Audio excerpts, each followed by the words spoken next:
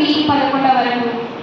పునీత చిన్నప్ప గారు రోమ పౌరులకు రాసిన లేఖ 6వ అధ్యాయము వచనములు 3 నుండి 11 వరకు.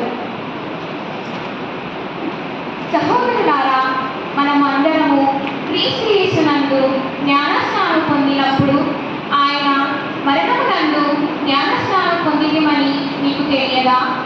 కనుక మన జ్ఞానస్నానము వలన మనము ఆయనతో సమానం చేయబడి ఆయన మరణమున పాల్పంచుకుంటిమి. ఏదైనా తండ్రి ప్రభావముచే మరణము నుండి లేవనెత్తబడినట్లే మనమును ఒక క్రొత్త జీవితమును గడుపుటకే అట్లు జరిగెను. ఆయన మరణములో మనము ఆయనతో ఏకమై